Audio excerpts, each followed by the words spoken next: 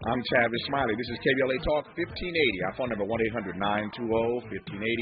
1-800-920-1580.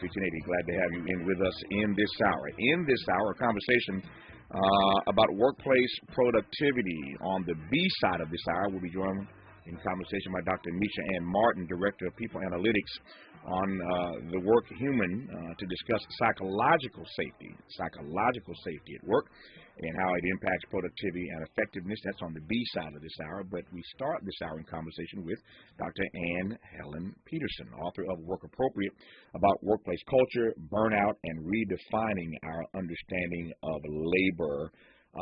First of all, good to have you in studio. It is my pleasure to be here. It's nice to see you. You told me you live in Washington State, beautiful country. Yeah. So welcome back to the City of Angels for a couple of days at least, and again, welcome into our studio. I'm spending this entire hour, as you heard me say a moment ago, talking about workplace productivity and what is appropriate these days, and how we sort of navigate through this period. Let me start broad, and we'll narrow our way through the hour. Yeah. Through the time we have. What's your read on this so-called Great Resignation?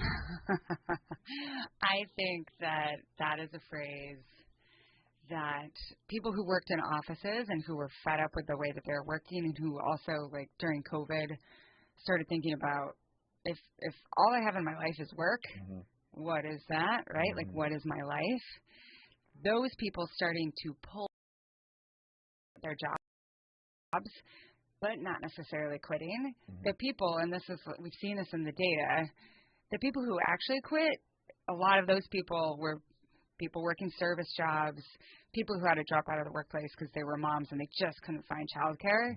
So there's like the highfalutin, like people who philosophically were thinking about quitting, but maybe didn't necessarily, or maybe they just switched jobs. And then there's people who quit because they had like incredibly crappy jobs and needed to quit for some reason, or because they didn't have childcare.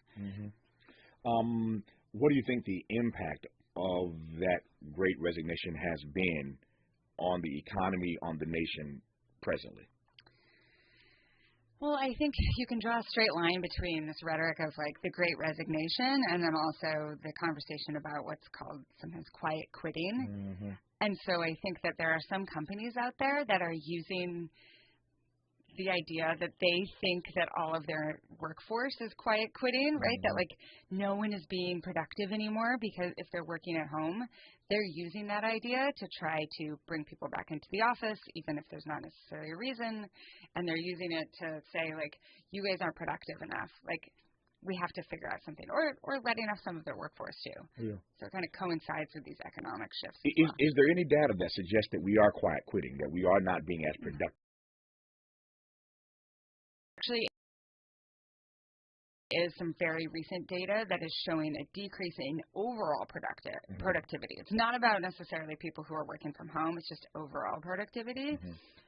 And I think that's because so many people are really burnt out. We've gone through this like 2.5-year marathon, and there was never any real respite. Like, you know, you finish the marathon, and then it's like, oh, okay, let's do another marathon. Think of how exhausted you get at the end of that. Like, okay, another third. And especially, I think, for people who are caregivers in some way, like the childcare is just so hard to come by and so unreliable. Like, there's just a lot going on. And now you're also worrying about, do I have enough money to pay for gas or for groceries?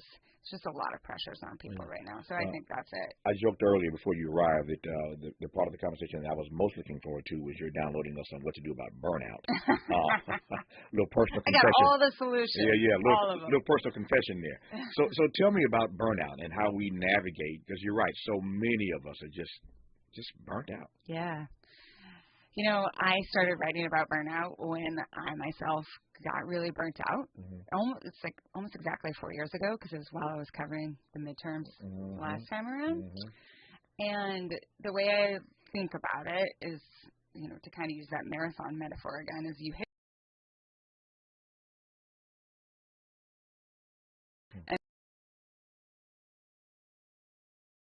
and then you keep going until there's just nothing left at all.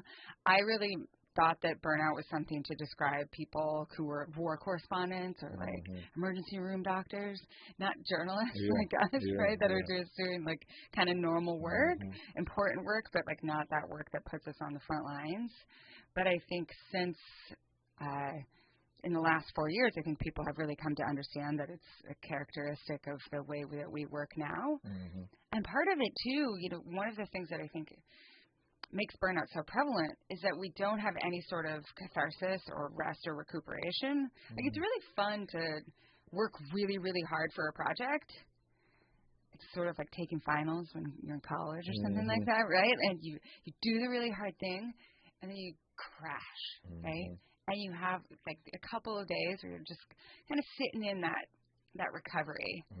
We don't have any of those peaks and valleys. And I think that really contributes to that feeling of like, I have nothing left to give, but I also have no choice but to continue on. How much of this is being driven, the burnout factor, is being driven by corporate greed? That's my phrase, not yours. I'm just asking. Yeah.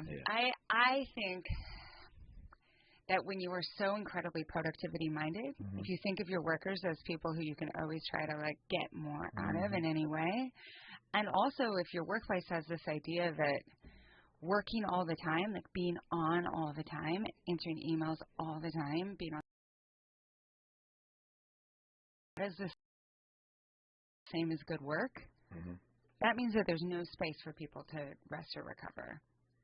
So some of it, I think, like rapid growth capitalism, like that is great, right? That is people who are saying, we don't care about how sustainable our business is. We don't care about the fact that we have a ton of churn and we're just burning people out and hiring new people and burning them out. We don't care about that. We don't care about the human wreckage in any capacity. All we care about is profits. That's definitely corporate greed. But it also, I think, has real ramifications on the way that people treat each other outside of their workplace, right? Like the time people can allocate to community or any sort of identity outside of their capacity to work, all that stuff is really important. That phrase just hit me, human wreckage. When we come forward, I want to come back to that term and unpack a bit more about that, interrogate that notion of human wreckage and who actually cares about that and what is to be done about that. Dr. Ann Helen Peterson and powerful podcast called Work Appropriate. Delighted to have her in studio here today on KBLA Talk 1580. Be sure to like and follow Tavis Smiley at The Real Tavis Smiley and get Twitter updates at Tavis Smiley. The conversation continues when we come forward. KBLA Talk 1580. We've got a lot to talk about. Maisha Cairo here for KBLA Talk 1580. We're live in Los Angeles at J.P. Morgan Chase's Advancing Black Wealth Tour, and I'm speaking to some of the attendees today to see why it was so important for them to be here. Yeah, this is Lathan and Tyler. Main reason that's very important for me to be here is just to leave a legacy for my kids. Black wealth, generational wealth is what we need in our community, you know. Chase, someone has to take the lead. They're showing, big business like Chase cares, and they're putting their money where their mouth is at. So it's good to see, big institution like Chase, giving a lifted hand, to the community, and you got to respect that. It makes me want to bank with Chase, and give them another look if I go to another institution. I actually see what Chase is doing for the community. That's right, Chase is doing their part to help advance Black wealth. For more money support, KBLA Talk 1580's Midday Money Chain, right here. The Institute for Diversity Certification is all about the 3 Ds: dedication, determination, and discipline. Learn more about our globally recognized diversity certification program today by calling 1-800-983-6192. Again, 1-800-983-6192. Or visit diversitycertification.org. As the #1 organization for certified diversity professionals and also certified diversity executive credentials, diversitycertification.org will provide an opportunity for you to demonstrate dedication to the field, determination to make progress, and more discipline to your process. Go today and learn more about the diversity certification system. Call 1-800-983-6192. Again, 1-800-983-6192. Or go to diversitycertification.org. That's diversitycertification.org. The standard of excellence, equity, diversity. and inclusion.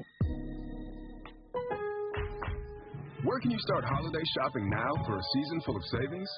Lowe's, actually. Find prices you love, backed by the Lowe's Price Promise, like the 4-piece LG stainless steel kitchen suite was $4,267. For a total savings of $1,281. Check back daily for deals during Black Friday month and start saving now at Lowe's. Home to any possibility. Offer valid through 11/16. Terms and exclusions apply. See store for details. Learn more at Lowe's.com/price promise. Interrogating your assumptions and expanding your inventory of ideas. Let's get back to Tavis Smiley on KBLA Talk 1580. Talking in this hour about workplace productivity, and I am Tavis Smiley. She is Dr. Ann Helen Peterson. Delighted to have her in studio. You used a phrase a moment ago that just jumped out at me: human wreckage. Who cares about that sort of carnage? I don't think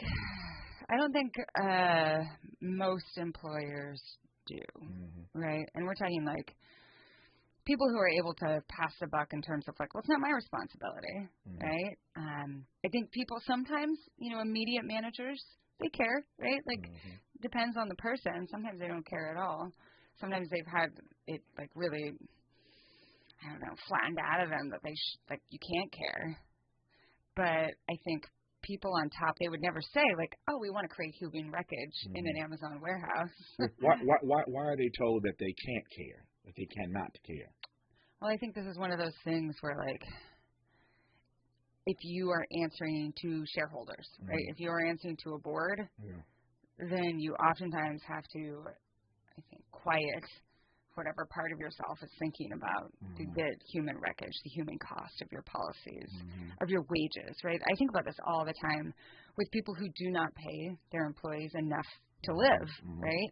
Like you can look at the salary and then you can look at what it costs to live in your town, and you're saying not enough to survive. So either you're saying we want the government to fill in the blanks there, or you need to get a second job in order to support your family, or we just want to not be able to survive generally, right?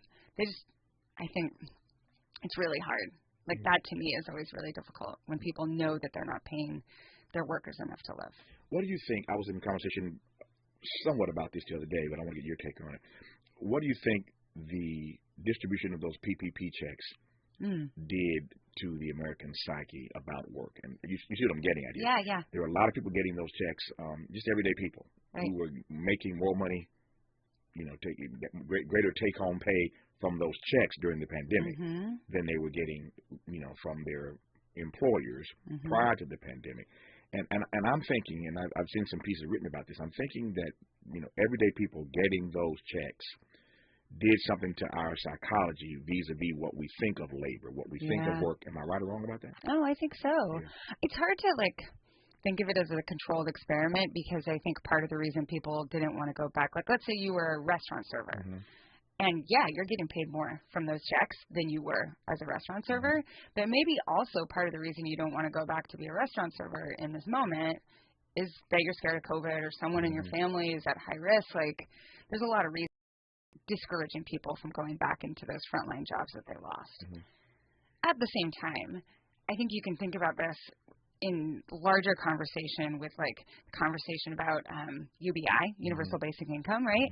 And what happens when you allow people to have stability, when they have that just basic stability. And this also, I think, comes with things like universal health care or universal child care access, that sort of thing. It's not that people become lazy and then don't work. Maybe for a month or two while they're recovering. But if you give people stability, they still want to work. It just might be that they will say no to jobs that are incredibly exploitative, right? To jobs that there aren't legal protections for them, that they're not safe. But people will still work. Yeah. The one thing that I've perennially push back on is this notion that American workers are lazy. Yeah. And I push back on that because I've had the privilege, the honor, and I think it is a privilege and an honor of having the resources and the connections and the celebrity to travel the world. I've been all over the place. And everywhere I have gone, I have never seen people work harder than the American people. What I mean by that is if you're in Mexico or places like that, they take a siesta in the middle of the day. Yeah. If you're traveling in other parts around the globe, they have a more laissez-faire approach to work. They do not Maybe Japan's a little bit different. Some parts of China a little bit different. But around the globe, people do not put their work above their family, above the rest of their life. But in America, we're driven. We're working more hours, more hours, overtime pay. I mean, triple time. People are just working nonstop, as you mentioned earlier, in this country. So this notion that American workers are lazy always rubs me raw, because when you travel around the world, that you see something quite different. Yeah. Does that make sense? 100%. Yeah. And I think sometimes we use that idea of like, oh, other countries rest in the middle of the day. Other countries take an actual Sabbath. We use that as a way to like denigrate those countries.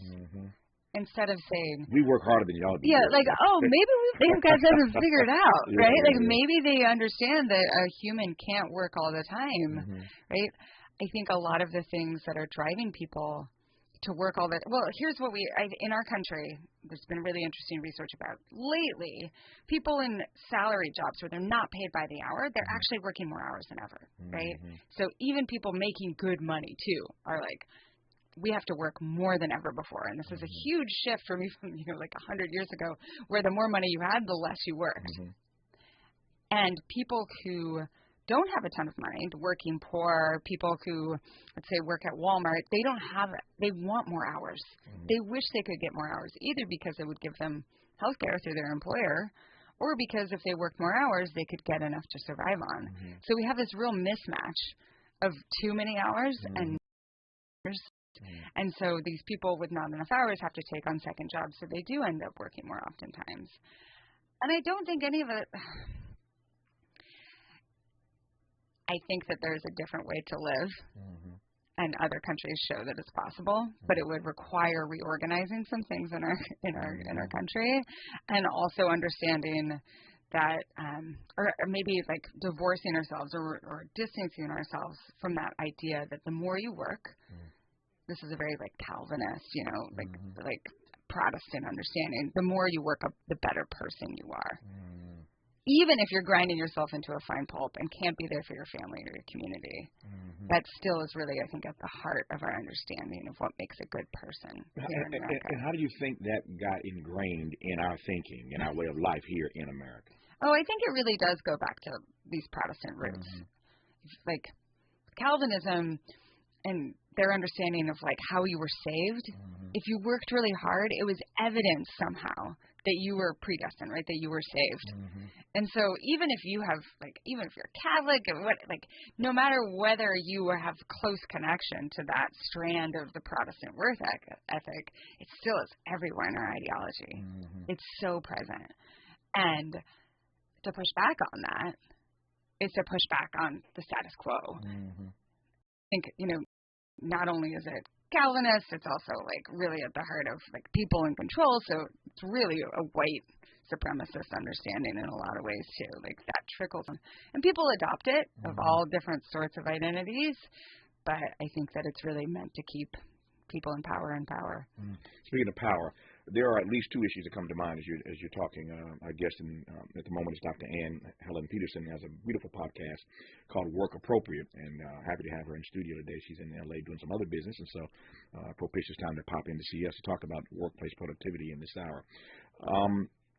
There are at least two things that come to mind as you were talking that I think that are debilitating to the psyche and to the productivity of American workers. One of those things, in no particular order, is the fact that they see workers' salaries stagnant, but they see CEO salaries going through the roof. It is hard to justify.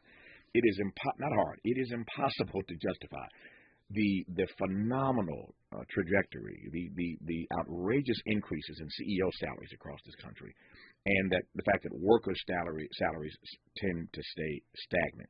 People ain't stuck on stupid. And you work for corporate America, you see this. We publish the salaries of CEOs everywhere. Every year, Forbes, all the major publications put out the top 50, 100 best paid CEOs in America. So this stuff, because we're corporations, it's public knowledge, it's public information. So we see this stuff. It ain't like we don't know it. And I think that when you're a worker and you see that your salary is stagnant, but the guy who runs your company is making $5 trillion a year, I mean, it's hard to be excited to go to work.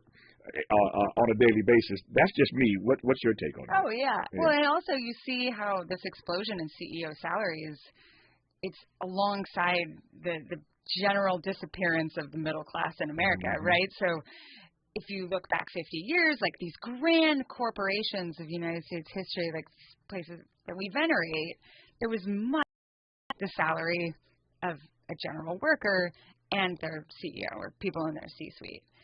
And we also had much less difference between the poor and the rich during this time in the post-war period.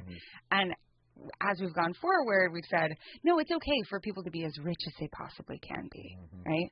We've continuously lowered the taxes on the rich because of this prevailing idea of trickle-down economics, and somehow if you make the rich really rich, that will come down to the rest of us. Even though in practice, both in the workplace and in society, we see that actually, no, it just stratifies. So it's, the CEOs get richer and richer and richer, and none of that largesse trickles down to the everyday worker. And also just generally, right, the top 1% gets richer and richer, and the middle class continues to shrink. Yes, if you're at Amazon and you see Jeff Bezos buy his 13th house, and you know that you're being disallowed to unionize, right? That's not altogether motivating. Right. No. Well, and that's why people are unionizing, right? Because solidarity is more powerful than the individual in these situations. So you understand that is the only way for us to leverage these sorts of protections. How is it you think that we can better understand labor or our relationship to labor and end up being more productive? So is really realizing that rest is work. Rest is work. That it is part of work, right? And part of this, honestly, was like listening to a lot of like sports psychology stuff to do with running or cycling, other things that I was doing, and how if you don't rest, right, if you just go full bore every single day on your Peloton or running, right, every single day, you're going to get diminishing returns. You're going to injure yourself and take yourself out of the game altogether, or you are just like, you can't perform at the high level that you were before. And it seems a simple enough point. You can see that every day with our top tier athletes. 100%. Every athlete who's worth his or her weight in gold will tell you they have to get their rest. Yeah. Yeah. And it's the same with how our minds work. Right? Like, if you are trying to be creative and precise and on top of your game and a good leader, a good conversationalist, you're going to have diminishing returns. Or, and I think we actually see this a ton right in this moment, people are taking medical leave. They're taking mental health leave because they can't continue to do it. So they're injuring themselves because they have not had the permission or the ability to rest. And I think sometimes companies say, oh, well, we give you this time off, right? Like, we give you this paid time off. And then they give it to them, but there's an expectation you should be checking your email when you're off, right? And if you don't check your email every day, you're going to come back to a disaster. So there's never any real time for rest. And that's both in terms of time off, but also on the weekends when you come home from work. You're just always kind of like half working. You're like a phone that's always on, like it's on screen is always like just kind of on. I got 2 minutes left here, and I've enjoyed this immensely. Thank you for your time once again. Is there a point at which this experiment just snaps? I mean, we don't rethink the way we do work in this country. Well, I think some like labor theorists would say, oh, that's when you have the worker revolution. But I think that at least in this country, our understanding of what makes a good person and what's possible, it's just so strong that we haven't reached that breaking point, or we actually have reached that breaking point many times, and we just push past it because we're always scared that someone else is going to come in there and that's your point. That's your point of hitting the wall, and climbing over the wall. Keep hitting the wall. Yeah. And I think people are really demoralized at this moment. They're really exhausted. We live in one of the most developed, richest countries in the world, and so many people are human wreckage because of their relationship with work. It shouldn't have to be this way. the richest country in the history of the world, is where we reside, and we got to figure out this work thing. And we're talking in this hour about workplace productivity. I've been so delighted to have had in studio for the first part of this hour with a podcast called Work Appropriate. I invite you to check it out. Ann, thanks for coming in. Good to see you. Have a great time here in Southern California with your other engagements, but thank you for coming to see us to unpack this important topic. I appreciate you. It was a real pleasure. We'll continue talking about workplace productivity when we come forward. You're listening to KBLA Talk 1580. We may be LA's newest talk station, but when you're punching above your weight, it's not about whether you can throw a punch. Can you take a punch? We're unapologetically progressive. KBLA Talk 1580. And we don't black down. I'm Mike Moore, and here's the latest from the Black Information Network. Former President Donald Trump is expected to announce next week that he'll run for president again, but aides reportedly are telling him to reconsider. One former advisor who was at Mar-a-Lago on Tuesday night says Trump should wait until after the Georgia Senate runoff election. Another former advisor says the Trump brand is bad right now. The judge who signed the search warrant for African-American Breonna Taylor's home in Kentucky is losing her seat. The Jefferson County Clerk's Office reports Circuit Court Judge Mary Shaw lost this week's election by around 2,000 votes to attorney Tracy Davis. Shaw has faced widespread criticism since signing a flawed warrant in March of 2020 which permitted the raid of Taylor's home. Taylor was shot and killed after. And that's the latest. I'm Mike Moore from your 24/7 news source, the Black Information Network and BINnews.com.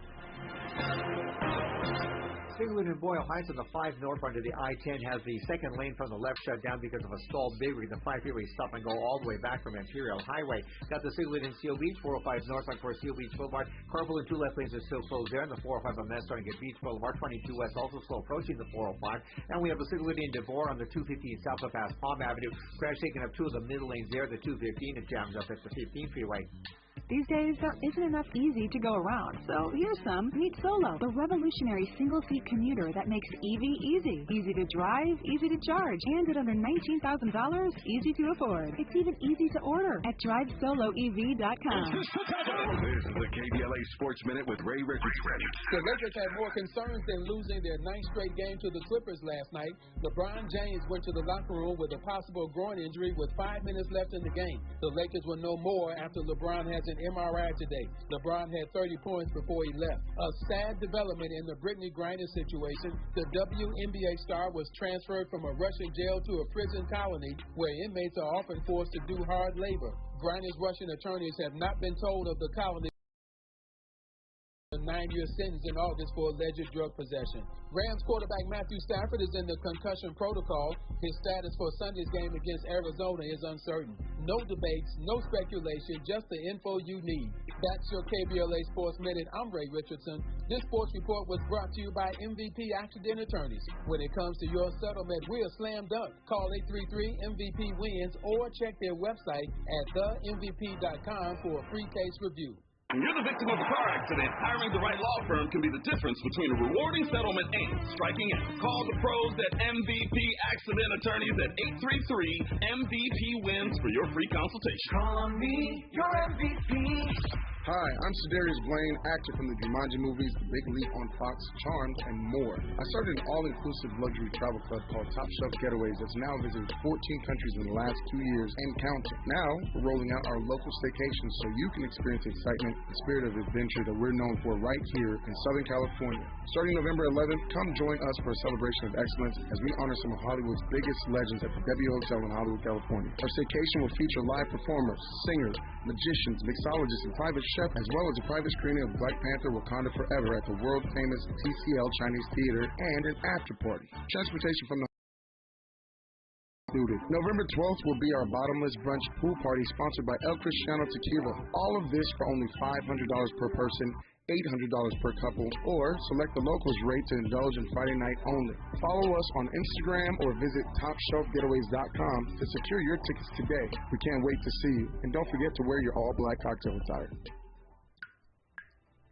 Did you know fixing outdoor leaks can save 27 to 90 gallons of water per day? Even tiny leaks can be huge water wasters. Conserving water starts with a few simple water-saving actions at home and in your yard, like adjusting your sprinklers and adding drip irrigation so you water only where it's needed. We can all do our part to conserve water.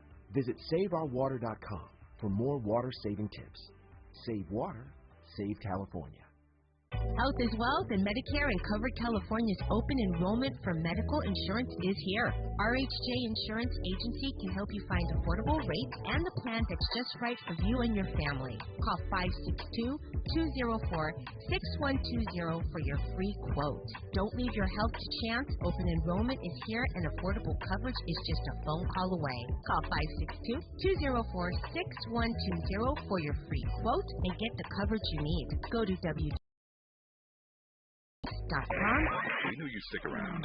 This is LA's home for Progressive Talk Radio. Welcome back to KBLA Talk 1580. I'm Tavis Smiley. Delighted to have you in this hour as we continue our conversation about workplace productivity. Just had a great conversation with Dr. Helen Peterson about her work in this space. Please be joined now by Dr. Misha Ann Martin, Director of People Analytics on the Work Human, to discuss psychological safety at work and how it impacts productivity and effectiveness. Dr. Martin, good to have you on this program. How are you today?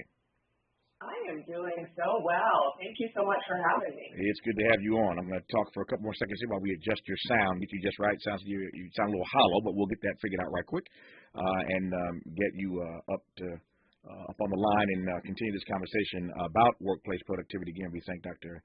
Helen Peterson for coming through to talk about burnout and workplace productivity and fascinating conversation about the ways in which we see labor. As I said to her in that conversation, we oftentimes regard American workers as lazy. They are anything but. And you travel around the world, you see the way other people do labor, and we're pushing ourselves so hard in this country. Nothing wrong with being productive, but redefining our understanding of labor is what we're trying to get at in this hour. So I'm pleased again to be joined by Dr. Misha Ann Martin, who once again is Director of People Analytics on the Work Human, to discuss psychological safety at work. So, Dr. Martin, let's start with that. When I say psychological safety at work, what do we mean by that? We mean an environment where people feel comfortable being their whole self, even if their whole self is different, right, from the majority of people in the workplace. Mm-hmm. A place where people feel comfortable speaking up with concerns or questions, and where they feel comfortable giving feedback and making mistakes without negative repercussions for that. Are there particular groups of people who are impacted by that more than others? Absolutely. I'm so glad you asked that question, because we did some research on exactly that during the pandemic. Mm-hmm. And we actually found that, first of all, psychological safety is not that high in organizations, so organizations are not doing very well at this to begin with, but it is significantly lower for women, people who are parents, and people of color. Why? I'm not even asking this, but why those groups? Well, I think that, organizations were created for a certain type of person, right? Like yeah. It's reflective of the American power structure. Mm-hmm. So anybody who is not a white male, you're trying to fit in an environment that really wasn't built for you, right? Yeah. And so we need to do all this work to catch up to make sure that different type of people feel the same type of psychological safety that companies are built for, right? So the same level of psychological safety as a white male. Yeah. So let me break that down. Excuse me. Let me break that down in a couple of categories if I can. What specifically is the journey that women have to navigate trying to find their way to psychological safety in the workplace? Well, one of the things that happens a lot in terms of experience is that males tend to be dominant in organizational culture. And we see that when we look at meeting patterns, right? Who is speaking? Who is interrupting? Whose ideas are getting stolen or reframed as somebody else's? Mm-hmm. What is the reaction when a woman gives a contribution or an idea versus when a male does the same thing? Yep. I'm fascinated by that comment, because we had a conversation on this program some months ago, I think, about some data that came out that really looked at which is fascinating for me. Some data that looked at the ratio of women speaking versus men speaking inside the Supreme Court, and I'm talking now about the justices. I don't know if you saw that study. Now, it was fascinating for me that they're all Supreme Court justices, but that the men dominate and control the dialogue. This was pre-KBJ being there, but the men dominate the dialogue at the Supreme Court level. So my point is, even at the highest levels of government and private industry, men just drown out and drone out, I should say, women in conversation. But it was fascinating to see that even on the Supreme Court, that women get drowned out by the voices of their male counterparts. And so I take the point you've made now quite seriously. The other group I want to come to, of course, is African Americans. What is the challenge? What are the challenges that black folk face in the workplace, trying to find that safe space of psychologically? Yeah, so I have this newish theory around, how people experience the world and how people experience the workplace. And we talk a lot about race, but I think we don't talk enough about color and phenotype. And my hypothesis, based on the data that I've seen and the research that we do, is that the more phenotypically different you are from Anglo-Saxon in this country, the harder time you have. And so as a group, African Americans have the most people that are most phenotypically different. And by phenotype, I mean the color of your skin, the shape of your nose, the texture of your hair, right?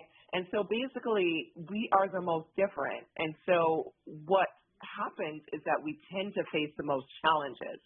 And we see that in the data over and over again. So what organizations need to do is to be proactive in making sure that we are welcomed. Because if an organization is welcoming to black people, I would say that the journey to being welcoming for different types of people may become a little bit easier. Here again, not naive in asking this question, but let me preface it by saying this. I was a guest on somebody else's show some weeks ago, and I was asked a particular question, and I made the point, and not surprisingly, it went viral. I wasn't saying it for that particular reason. I was answering the question honestly, but everybody picked up on it. And what I essentially said in this interview, Dr. Martin, was that if Barack Obama, and this is not casting aspersion on him, it's really a statement about the country. If Barack Obama had the phenotype of Rick Ross or Isaac Hayes, he would never have been president of these United States. And so I made that comment, and people just started picking it apart, et cetera, et cetera. But I believe that. I know that to be true. That if Barack Obama looked like Isaac Hayes or looked like Rick Ross, he would never have been elected president of these United States because of the way we see phenotype. So again, not naive in asking this, but what is it about the phenotype of African Americans that makes it such a difficult, again, journey to navigate in the workplace, just the way we look? Yeah, I think it's because, again, we're the most different, right? Like in terms of how we look, body type. Our body type tends to be different. And so that intersects, in my opinion, with a lot of biases around weight. So you've got a couple of things coming together to form, the not so perfect storm when it comes to people that look like me and you. Yeah. Is there anything to be done about that? I'm pausing because I'm thinking on the one hand that I can't much change my phenotype. I mean, I'm not one of those. I'm not having plastic surgery to change my nose or my lips or whatever. I'm not going to start bleaching my skin to look lighter. Yeah. So what is to be done about my phenotype, your phenotype, our phenotype? Right. So I'll start with the unfortunate side of this, to answer the question first and get to the more hopeful side of this. So on an individual level, I've been doing some research with black men. And one of the things they tell me that resonate a lot is the attempt to be powering organizations, right? And we know and talk a lot about code switching. That is our attempt to fit in. And to some extent, it works. You see black women changing their hair and being careful about which hairstyles they wear. But there's an emotional cost to that, right? And so it is my hope that as we progress, we end up having to do these things less. Now, on the more hopeful side, I think these conversations that we're having is the first step to making a difference. Because even though you and I think about things like this and we know things like this, I think the broader population and the broader people of power in organizations, they don't know these things. And so the first step is awareness. The first step is having that conversation. The second step is motivation. So starting to understand what are some of these negative consequences of people having to feel, well, what that means is that our well-being is not so hot, right? Mm-hmm. And that has negative consequences for organizations. So whether we create the motivation from a human perspective, like make the world better for fellow human beings, Mm-hmm. or make businesses better, both work. But that motivation to change, it is my hope that that will finally propel some proactive action for people and organizations to be more inclusive. Wear whatever hair you feel like wearing. You got tats, that's fine. You like bright colors, bring that too. You know, like we need to start to challenge some of these old tropes and some of our old beliefs about how people show up. And I think that kind of questioning will make the workplace more welcoming for all, including us. Mm. When we come forward, I'm listening to you talk now, and I may get in trouble for doing this. I'm going to do it anyway. It won't be the first time I got in trouble. I'm going to tell two interesting stories that I think connect beautifully to this conversation. One is a story, an observation about Stacey Abrams in Georgia. And the other is a story about a guy named Ed Gordon, who you'll recall from BET fame back in the day, who I worked with. So I'm going to tell you Stacey Abrams' story and an Ed Gordon story and get Dr. Martin's take on both of these when we come forward. Continue our conversation about workplace productivity and specifically in this half hour, the psychological safety that we do not enjoy as African Americans in the workplace. You're listening to KBLA Talk 1580. We've got a lot to talk about. Good thing we've got 3 hours. More of Tavis Smiley when we come forward. Governor Newsom not supporting making kindergarten mandatory. Maisha Cairo here. It's your K-Black Minute News. The office of Governor Gavin Newsom released a list of bills from the current legislative session that he both signed and those that he vetoed. Among the bills which would have made attending 1 year of kindergarten mandatory beginning the 2024 to 2025 school year. Existing California law does not require children to attend school until they are 6 years old, the age that children typically begin first grade. Kindergarten is reported to help level the playing field for children who are less likely to receive high-quality child care or preschool. Parents and community members, what are your thoughts on all this? I'd like to know. Tweet us at KBLA 1580 #KBlack Minute with your thoughts.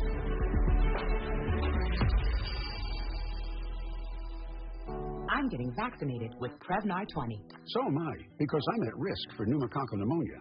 I'm asking about Prevnar 20 because there's a chance pneumococcal pneumonia could put me in the hospital. Age 65 or older, you may be at increased risk for pneumococcal pneumonia. Ask your doctor or pharmacist about getting vaccinated with Prevnar 20, pneumococcal 20-valent conjugate vaccine, a Pfizer vaccine that can help protect against pneumococcal pneumonia in just 1 dose. Prevnar 20 is approved for adults to help prevent infections from 20 strains of the bacteria that cause pneumococcal pneumonia. Continued approval may depend on a supportive study. Don't get Prevnar 20 if you've had a severe allergic reaction to the vaccine or its ingredients. Adults with weakened immune systems may have a lower response to the vaccine. The most commonly reported side effects. Additional common side effects and full prescribing information, please call 1-855-213-2138 or visit Prevnar20.com. I want to be able to keep my plans. So I'm asking my doctor about getting vaccinated with Prevnar 20. This Sunday and every Sunday is the African Marketplace and Drum Circle Community Market. Get free groceries, essential resources, and buy black from local merchants of arts, beauty, custom black merchandise, and more. Choose from a wide variety of cuisines, custom-made clothing, jewelry, and a lot more. Experience the true essence of Africatown at Lamert Park every Sunday from 11 a.m. to 5 p.m. Join the Drum Circle, dance, enjoy live performances, connect with other conscious black people. Experience black excellence every Sunday in Africatown Town at Lamert Park. You can find us on Degnan Boulevard near Vernon and Crenshaw in the heart of Africa Town at Lamert Park. That's the African Marketplace and Drum Circle Community Market. Join us for music, shopping, food, and fun this and every Sunday. Support black businesses, recycle black dollars, and feed your soul. The African Marketplace and Drum Circle Community Market every Sunday in Africa Town at Lamert Park. Brought to you by Africa Town Enterprise and the African Village Vendors Association. Less BS per broadcast. Fewer microaggressions per megawatt. KBLA Talk 1580. Two quick story. You heard Dr. Misha Ann Martin, our guest in this hour, talking about psychological safety or the lack thereof at work for black people, and she mentioned two things. She mentioned hair, and she mentioned the clothes we wear, the colors that we wear, and she encouraged us to wear our hair the way we want to wear it, to wear the colors that we enjoy wearing. Let me be honest, obviously, as you well know, Negroes love colors. We just love colors. And so the first is an observation about hair. When I saw Stacey Abrams enter the governor's race 4 years ago, and even 4 years later, as in this week, sadly, she lost both times around, but I wondered whether the good white folk in Georgia, Dr. Martin, were ready for a sister of her size, and a sister who had a gap in her teeth, and a sister who wore her hair in twist. This is the person that you are going to vote for to be the chief executive officer of your state. And I'm not dissing Stacey Abrams at all. Like Stacey Abrams, and if I'd been in Georgia, I would have voted for Stacey Abrams. Let me be clear about that. But the facts are the facts. I looked at her size, I looked at the gap in her teeth, I looked at the twist in her hair, and wondered whether or not the good white folks, speaking of psychological safety at work, were prepared to vote for a sister who had that appearance. She ain't Kamala Harris by appearance. Wondering if that made any impact on the fact that she couldn't, again, that's not the only issue. If it's an issue at all, I'm just raising it because we're talking about hair, but I'm wondering whether or not when people see her, they judge her. Yeah, I think so, and she has the nerve to be smart on top of it. Right? Yes, exactly. I mean, the challenging thing about things like this is that these biases often operate on an unconscious level, right? And so they're very hard to talk about, and they're very hard to prove, because nobody's going to tell you, well, I didn't vote for her because, she was too large, or I didn't vote for her because she had natural hair. And I think this is where research is so important, because if we can surface research that shows that people respond differently to people like that, then we can kind of open the conversation and have people challenge their own biases and hopefully self-monitor and change their behavior. Yep. The other issue is about color. I know that Negroes love color because Jackie, who works in this office, may be listening in the lobby right now and laughing at what I'm about to say. When Jackie comes in the morning, Dr. Martin, she comes to see me and says, good morning. She brings me my tea and my water before I head into the studio, and I can always tell by what color sweater I'm going to wear, whatever shirt I'm going to wear, whether Jackie is going to say, good morning, I love that sweater, I love that shirt. And she never says it. She only says it if I'm wearing color. Today I've got like a lavender, we're live streaming, you can turn on and see me. I've got like a purple sweater on today, and she says, oh my God, I love that color.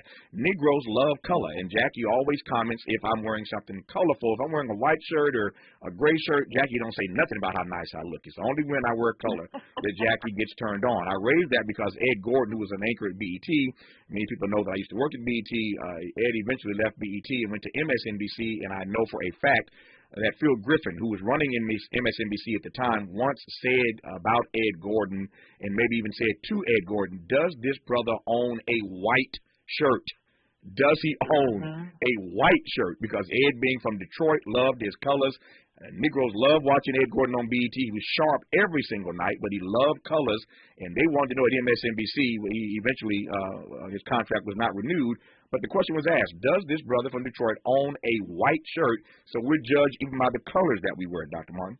Yeah. Remember the hoopla over Obama's tan suit? Absolutely, the tan suit. That wasn't even color, but, it was against the grain. And so anything that is perceived as different, and we tend to be different in so many different ways, it gets punished in our society, unfortunately. Our remaining moments with Dr. Martin, when we come forward talking about workplace productivity, or the lack thereof, and psychological safety. You're listening to KBLA Talk 1580. We don't try to be all things to all people. We just remain true to who we are. You're listening to KBLA Talk 1580. KBLA Talk 1580. We've got a lot to talk about. KBLA Talk 1580 reminding you that when we fight, we win. Community Coalition trains activists and organizers in order to support power building with Black, Brown, Indigenous, and people of color. Community Coalition works to help transform the social and economic conditions in South LA that foster addiction, crime, violence, and poverty by building a community institution that involves thousands in creating, influencing, and changing public policy. Founded by Karen Bass in 1990, Community Coalition was born as an African American and Latino organization with the goal of turning hopelessness and despair. Activism of the Community Coalition's members and community residents has almost solely stimulated economic recovery in South LA for decades, generating billions of dollars by redirecting them to South LA schools and foster care. In addition, Community Coalition offers amazing mind, body, soul resources, advocacy, and policy work, and has a robust and active membership body. To become a member, get a referral, or get support for your nonprofit, visit CocoSouthLA.org. That's CocoSouthLA.org or call 323-750-9087. This is a community call to action from KBLA Talk 1580. Hey, Dad, how do airplanes fly? What's in this box? Is this tree good for climbing? How are babies made? What does this thing do? Kids are curious about everything, including guns. Talking to them about gun safety in your home is a good first step, but you can do more. Always keep your guns locked, unloaded, and stored separately from ammunition. Safe gun storage saves lives. Learn how to make your home safer at endfamilyfire.org. That's endfamilyfire.org. Brought to you by End Family Fire, Brady, and the Ad Council. Finding the right Medicare plan? Oof, no easy feat. Kind of like those dances my grand. But then I found Walgreens Find Direct's coverage. Lets you compare plans online, over the phone, or in person. Made Medicare shopping so easy. Plus, I found plans with low-cost copays. I can get down with that. When you need to talk Medicare, Walgreens is here. Start shopping today at walgreens.com/Medicare. Let's unpack a little bit more with Tavis Smiley. The conversation continues right now. At the top of our third and final hour today, a conversation about Wakanda Forever. The sequel to Black Panther opens tomorrow, as you well know. A conversation with Dr. Sheena Howard about why Wakanda matters, what Black Panther reveals about psychology, identity, and communication. That in just a few moments in our third and final hour today. We continue our conversation now with Dr. Misha Ann Martin talking about workplace productivity and psychological safety. Let me offer this as the exit question in the 3 minutes I think I have left with you, Dr. Martin. What do we do ultimately about redefining how companies understand, manage, and motivate their employees around this notion of psychological safety? I think we've made, or organizations have made a big mistake in terms of how they think about work, right? We always talk about what does the business need? Well, we need to flip the conversation to what do employees need to be their best, because when employees are at their best, businesses are at their best. Mm-hmm. So what do they need? They need an environment that's safe for them to be themselves, and in that environment, the human will thrive and the businesses will thrive. Well, what does that environment look like? Well, an environment where people feel appreciated not only for what they do, but who they are. So organizations need leaders and peers that are expressive and vocal about what they appreciate about their coworkers and their direct reports. Leaders need to be checking in on their people at least once a week, and not just on the work they do, but how they're doing just in general. And I think when those conditions, I know, based on our research, when those conditions are present, psychological safety is high, productivity is high, and the well-being of the individual is high as well. Tell me why, quickly here, recognition is so important at work, however you define recognition. Yeah, so in so many organizations, people feel lost in the sauce, right? Mm-hmm. They're not getting that feedback that they're doing something meaningful that matters. Everybody wants to matter. And so when somebody takes hey, that thing you did, that really made an impact on me and on the organization, and here's why, and here's what you did that I specifically appreciate, it boosts the spirits. When that is happening over and over from both your direct leader and the people around you, all of a sudden you feel like you're in community with people that you work with. And community makes everybody's lives better. Mm-hmm. Finally here, when it comes to psychological safety, are we at least moving in the right direction in the workplace, given that this country is becoming fastly a majority-minority nation? Yes. Gosh, I hope so. And it is hopeful because, you know, in my interactions with clients and people that are considering WorkHuman as a company, psychological safety is actually coming up quite a bit. And I consider that hopeful because, like I said before, the first step is awareness that this is something that needs to happen. So I think the fact that so many people are talking about it is absolutely a good sign that things are on their way up. Dr. Misha Ann Martin is an industrial and organizational psychologist and director of people analytics on the WorkHuman IQ team, and I've been delighted to have had her in conversation this hour talking about psychological safety and workplace productivity. Dr. Martin, good to have you on. All the best to you. Thank you for your time.